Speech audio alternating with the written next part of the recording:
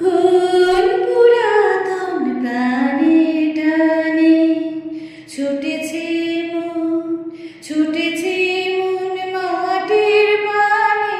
কোন পুরাতন প্রাণের টানে ছুটেছে মন, ছুটেছে মন মাটির পানে। কোন পুরাতন প্রাণের টানে চোখ ডুবে যায় নবীন ঘাসে, ভাবনা ভাসে পূব আকাশে। চোখ ডুবে যায় নবীন ঘাসে, ভাবনা ভাসে পূব আকাশে।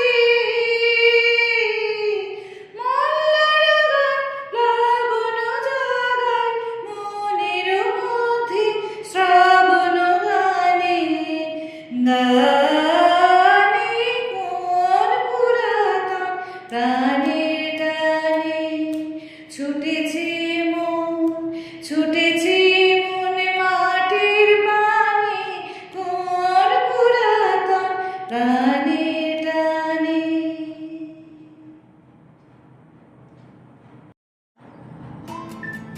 নমস্কার বন্ধুরা, আমি চলে এসেছি তোমাদের গল্প ঘরের আড্ডা নিয়ে। তোমাদের গল্প বন্ধু, কেমন আছো সবাই? আজকে সকাল থেকে কেন জানি না স্কুলের কথা খুব মনে পড়ছে, মানে স্কুল লাইফের কথা। প্রাইমারিতেও পড়েছি। প্রাইমারি আমাদের একটা মজার ব্যাপার, এখন ভাবি কী করে পড়েছিলাম। একটা মজার ব্যাপার কি জানো, প্রাইমারিতে না আমাদের একটা রুম ছিল। আমরা সরকারি প্রাইমারি স্কুলে পড়েছি। আমাদের এখানে একটাই রুম ছিল, সেই রুমটার মধ্যে 4টে ক্লাস। 1 to একদিকে মুখ করে থাকতো, 3 4 একদিকে মুখ করে থাকতো। অদ্ভুত ব্যাপার, সেখান থেকে কিন্তু টিচার রুম বলেও কিছু ছিল না। টিচাররাও সেখানেই বসে থাকতেন। বড় দেবনী, ছোট দেবনী আর দুজন, একজন অঙ্কের মাস্টারমশাই, একজন আমাদের হেড স্যার। কিন্তু এখন বড় হয়ে বুঝি ওই একটা রুমে ক্লাস করেও কিন্তু আমাদের কিচ্ছু সমস্যা হয়নি। আমাদের ওই ব্যাচেই তখন আমাদের সিনিয়র যারা ছিল বা জুনিয়র, এখন কিন্তু অনেকেই খুব ভালো ভালো পোস্টে চাকরি করছে। যাই হোক, তখন তো বেসরকারি স্কুল এত ছিল না, আমরা গভর্নমেন্ট স্কুলেও যেন পড়াশোনা করছি। কিন্তু আজ যেটা মনে পড়ছে সেটা বিশেষ করে আমার 5 to 12 আমি যেখানে পড়েছি সেই স্কুলের কথা আজকে খুব মনে পড়ছে। মনে পড়ছে কারণ মেবি বর্ষাকাল। এই বর্ষার সময়টা আমরা যখন স্কুলে পড়তাম, প্রায় 1 মাস ধরে আমাদের বৃক্ষরোপণের রিহার্সাল হতো। তো সে যে কী আনন্দের বন্ধুরা, তোমাদেরকে কী বলবো। সাংঘাতিক আনন্দের একটা বিষয় ছিল। ফার্স্ট পিরিয়ড সেকেন্ড পিরিয়ড কোনো রকমের ক্লাস করতাম, করে ততক্ষণে মনটা ছটফট করতো, কতক্ষণে নাচের ক্লাসে যাব, কতক্ষণে নাচ শিখবো, কতক্ষণে গানগুলো তুলবো আর ভীষণ আনন্দ করবো। তাই এই যখনই বর্ষাকালটা ঢোকে, এখনও যেন স্কুল লাইফের সেই ছবিটা চোখের সামনে জল জল করে ভেসে ওঠে, জানো তো। এই কদিন ধরে তো খুব বৃষ্টি হচ্ছে, সেজন্যই আরও বোধহয় এই স্কুলের কথাটা ভীষণভাবে মনে পড়ছে। ভালো লাগছে ভাবতে। তো আমাদের সেই সময় হতো কি, 5 6 যখন আমরা পড়ি, তখন কিছু জনকে সিলেক্ট করা হতো, কারণ ক্লাসে সবাই তো নাচ গান করতে পারতো না। হ্যাঁ, একটা গান ছিল, মোর বিজয়ের কেতন উড়াও হে শূন্যে উড়াও, উড়াও হে প্রবল প্রাণধুলি রে, ধন্য করো করুণার পুণ্যে ধন্য করো হে কোমল প্রাণ। মোর বিজয়ের কেতন উড়াও হে শূন্যে উড়াও, উড়াও হে প্রবল প্রাণ। এই যে গানটা, এই গানটাতে আমাদের 5 মানে যখন খুদে যত আমাদের গার্লস স্কুল ছিল, যত খুদে সবাই ছিল, সবাই কিন্তু সেই অনুষ্ঠানে অংশগ্রহণ করতো। তখন তো আমরা এমনও বলতাম, মশা মারা মাছি মারা বলতাম। কারণ প্রথম দিকটা হতো কি, যখন একদম ছোট যারা ছিল তারা তালি দিয়ে দিয়ে নাচটা করতো, ভীষণ সুন্দর লাগতো। হলুদ শাড়ি, বাটিকের চাদর বা উত্তরীয় যেটাই বলো, সাজগোজ, টগর ফুলের মালা গেঁথে ফুলে লাগানো। আর যারা আমাদের থেকে একটু তখন মানে যারা একটু সিনিয়র দিদিরা ছিলেন, মানে 11, 12, 9, 10, তারা সামনের ওই শাড়িতে থাকতো আর কি। সুযোগ হলে দেখাবো কোনো সময় তোমাদেরকে এই বৃক্ষরোপণ। মাঝখানে বেশ কয়েক বছর বন্ধ হয়ে গেছিলো, এখন আবার শুনছি হচ্ছে। তো এই সময়টা বন্ধুরা এত আনন্দের ছিল, তোমাদেরকে বলে বোঝাতেই পারবো না। ওই যে সেকেন্ড পিরিয়ড থেকে শুরু হতো রিহার্সাল, সেই রিহার্সালে কত রকম গান, কত রকম নাচ, সব কিন্তু আমরা স্কুল আওয়ারে তখন তুলতাম। হ্যাঁ, অনেকে বলবেন হয়তো যে ক্লাস ফাঁকি দিয়ে বা ক্লাস বাঙ্ক করে তখন তাহলে নাচ গান হতো। ব্যাপারটা কিন্তু সেটা নয়। জানি না সেটা বাড়ির প্রভাব ছিল, কিংবা হয়তো স্কুলের দিদিরা তো খুব ভালোবাসতেন, দিদিমণিরা খুব ভালোবাসতেন। তো কি ছিল জানি না, তখন কিন্তু স্কুলের পড়াটা রেগুলার দেখে সেই পড়াটা কিন্তু রেডি করতে হতো। পড়াটা রেডি করতাম, যার জন্য কিন্তু এই অনুষ্ঠানের জন্য এক্সট্রা এনার্জি পেয়েছি, বরঞ্চ অক্সিজেন পেয়েছি। কিন্তু কোনোদিন যে পড়াশোনায় সমস্যা হয়েছে সেটা কিন্তু আমার এই বয়সে এসেও মনে পড়ে না। সেটা পড়াটা করে নিতাম, বন্ধুদের কাছে দেখে নিতাম কোন ক্লাসে কী পড়াটা হয়েছে। আর একটু যখন নিচু ক্লাস, তখন তো বাবা মা অনেক হেল্প করেছে। তো তখন সেই ক্লাসটা পড়াগুলো বাড়িতে করে নিতাম, কারণ পরীক্ষার সময় দেখেছি কোনো অসুবিধা হয়নি। আর একটা এক্সট্রা আমাদের সুবিধা ছিল, সেই সময় আমাদের যে দিদিমণিরা ক্লাস নিতেন, এখন দেখি এত ধৈর্য ছিল তাদের মধ্যে। যখনই যে প্রশ্নটা করেছি যে ম্যাম এটা বুঝতে পারছি না, দিদিমণি এটা বুঝতে পারছি না, কোনো দিন কিন্তু সেটাতে বিরক্তি প্রকাশ করেননি, বরঞ্চ বুঝিয়ে দিয়েছেন। ওনারা বুঝতেন যে স্কুলের একটা বড় অনুষ্ঠান বৃক্ষরোপণ, তো সেটাতে অংশ নিচ্ছি বলে হয়তো ক্লাসগুলোর সময় ঠিকঠাক করে করতে পারছি না, তো তার জন্য কিন্তু এক্সট্রা করে বুঝতে চাইলে ওনারা ঠিক বুঝিয়ে দিতেন। তবে অদ্ভুত লাগে যেন, এতটুকু কিন্তু বিশ্বাস করবে না, এতটুকু কিন্তু এনার্জির অভাব হতো না। ওই যে সেকেন্ড পিরিয়ড থেকে ছুটি পর্যন্ত টানা নাচের রিহার্সাল চলছে, গানের রিহার্সাল চলছে। জানি না কালচারাল দিকটা ভালোবাসি বলে কিনা, অদ্ভুত একটা এনার্জি পেতাম, এবং সেটা যেন সারা বছর পড়াশোনায় আরও অনেক বেশি উৎসাহ দিত। তো যাই হোক, আজকে সেই বৃক্ষরোপণের কথা ভীষণ মনে পড়ছে। কি ভালো যে লাগতো বন্ধুরা, আমাদের স্কুলে একটা বড় মাঠ ছিল, সেই মাঠের মধ্যে লম্বা করে লাইন করে করে সারি দিয়ে দিয়ে কি সুন্দর গোল গোল করে ঘুরে ঘুরে ঘুরে ঘুরে পুরো মাঠটা জুড়ে নাচ হতো। তারপর মৌরবিজয়ের কীর্তন যখন হয়ে যেত, তারপরে তখন কিছু 6, 7 থেকেও স্টুডেন্টরা করতো, বিভিন্ন ক্লাস থেকে যারা মোটামুটি একটু জানতো, নাচ করতে জানতো বা গান গাইতে জানতো, তারা গান অংশ নিত, আর নাচে মেয়েরা নাচ করতো। সে কত গান, পাগলা হওয়ার বাদল দিনে, শাহবানা গাগানে গোড় ঘানাঘাটা, তারপরে তোমার মনোমর মেঘের সঙ্গী, নীলঞ্জন ঘন কুঞ্জ ছায়ায়, হৃদয়ে মন্ত্রিল রমণ গুরু গুরু। তো সেই সময় ওইগুলো হতো বলে কিন্তু এখনও দেখো এত বড় হয়েছি, তারপরেও কিন্তু সেই গানগুলো একদম মাথার মধ্যে একদম সবসময় যেন খেলে যায়। হয়তো অতটা রিহার্সালের প্রভাব বলে কিনা বলতে পারবো না, এখনও কিন্তু এই গানগুলো যেন সব সময় বৃষ্টি হলে না মনের মধ্যে বাজতে শুরু করে। খুব ভালো অভিজ্ঞতা। ওই যে অতগুলো বছর কাটিয়েছি 5 to 12, তো প্রত্যেক বছর কিন্তু আমাদের এই বৃক্ষরোপণ অনুষ্ঠানটা নিয়মিত হতো একদম।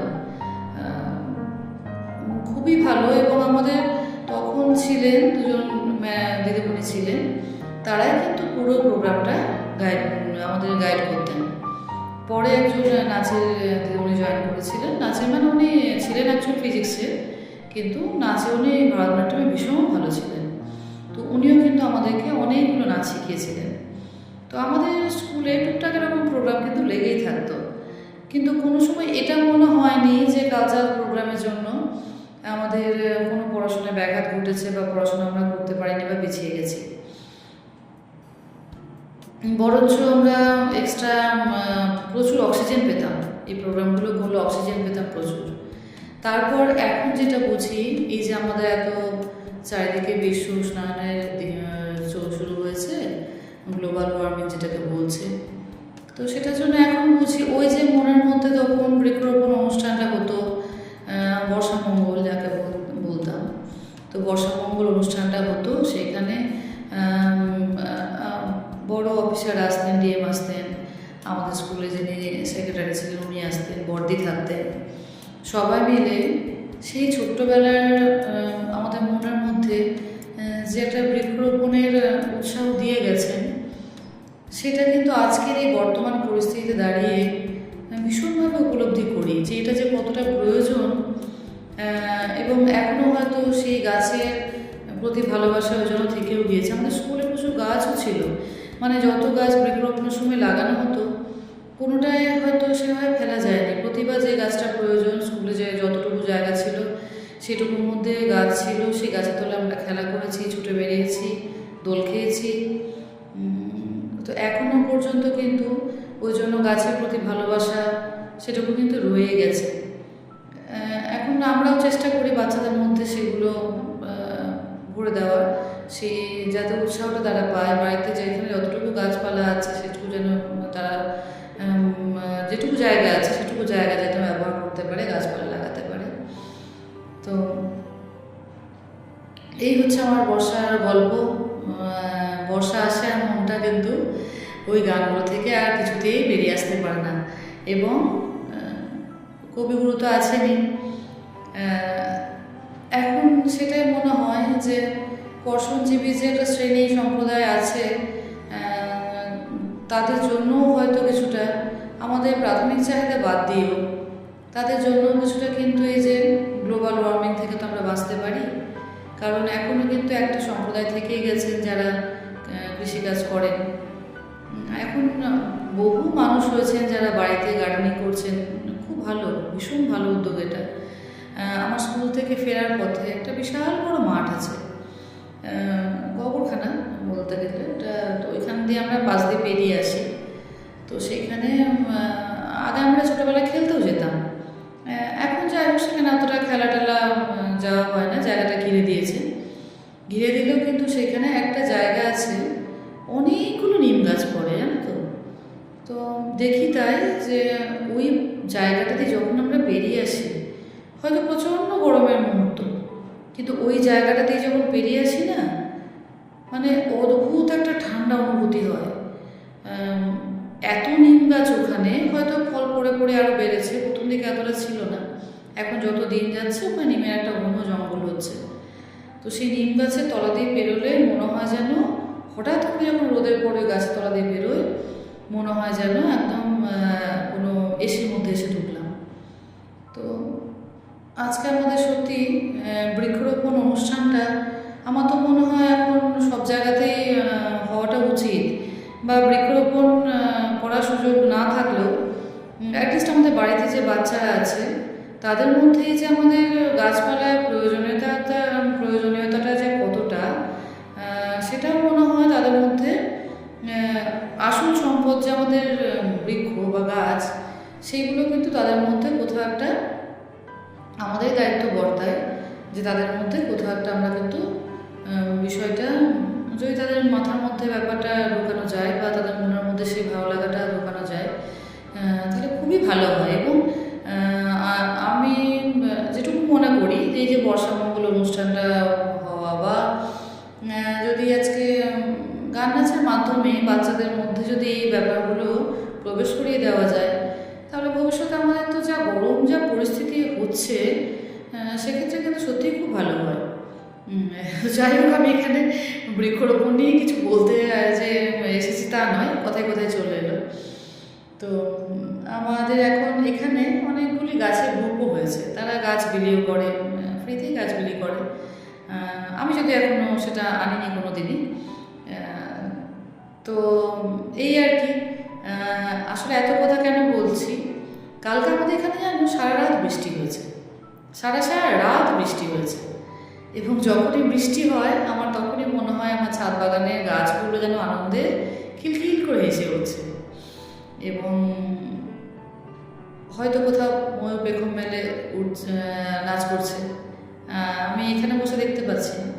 যদিও আমার দিদি যেখানে থাকে সেখানে এগুলো কিন্তু মানে মুরগির মতো একদম ময়ূর ঘুরে বেড়ায়। অদ্ভুত লেগেছিল আমার দেখে। এবং সকালবেলা ময়ূরের ডাক শুনে কিন্তু আমার ঘুম ভাঙতো। যদিও ময়ূরের পেখম মেলাটা খুব সুন্দর, কিন্তু ময়ূরের ডাকটা কিন্তু মোটেও আমার ভালো লাগতো না। কেমনটা ক্যাঁ ক্যাঁ করে ডাকতো, মাঝে মাঝে ভয় লেগেছে তো যে কী হচ্ছে রে বাবা।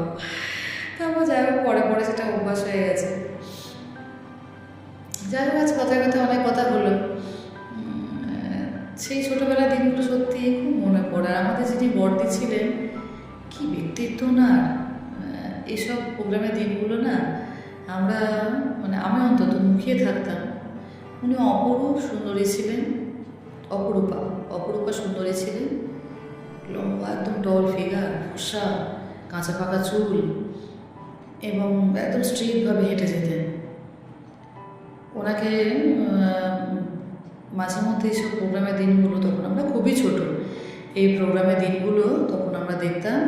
উনি যেতেন, স্টেজে উঠতেন, একদম যেন এত বুদ্ধিদীপ্ত চেহারা ছিল, মানে অবাক হয়ে কোথা থেকে দেখতাম যে